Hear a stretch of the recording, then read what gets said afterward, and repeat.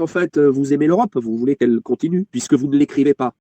En plus, ils sont pris à la gorge. Si tu ne comprends pas la situation, tu ne peux pas avoir de la stratégie, donc il faut qu'ils écoutent les autres.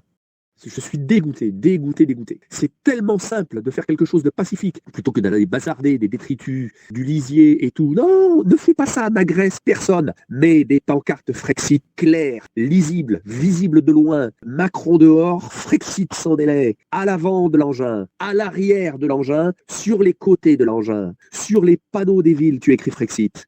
Quand il bazarde du lisier, tu sais ce qu'il se dit, le régime? Il se dit, ok, il se défoule dans ce coin. Bon, c'est chiant parce qu'il va falloir nettoyer et ça pue. C'est ça la communication internationale. En quoi ça concerne les autres pays? En quoi ça va mobiliser quelque chose de massif et sur le plan international faire une communication qui va affaiblir immédiatement notre régime et la mafia européenne? En quoi leur communication affaiblit le régime et la mafia européenne? En quoi?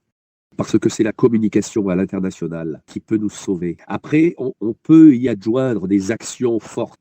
Mais s'il n'y a pas de communication, ça ne sert à rien de faire des actions. Et l'idéal, c'est de faire une communication où les autres pays sont intéressés par cette communication. Il faut qu'il y ait des panneaux Frexit partout pour qu'aucune caméra ne puisse échapper au slogan Frexit. Donc après, une fois que tu as établi l'objectif, que tu as déterminé qui était l'ennemi et que tu cibles l'ennemi pour l'abattre, parce que si tu ne vises pas l'ennemi, ça ne sert à rien. Hein. Pour abattre un ennemi, il faut le viser, c'est un petit peu logique. Quand tu vas à la chasse aux pigeons, si tu ne vises pas le pigeon, tu vas rentrer sans pigeon. Et c'est quoi que vous voulez qu'on fasse? C'est quoi? Donc je te pose la question. C'est quoi que veulent le mouvement actuel? C'est quoi qu'il veut? Est-ce que c'est vraiment un mouvement révolutionnaire? C'est quoi qu'il demande? C'est quoi son objectif? C'est quoi son exigence? Et puis on passera à autre chose. Puis après on s'attaquera aux camionneurs. Puis après on s'attaquera aux retraités. Puis après on s'attaquera aux infirmiers.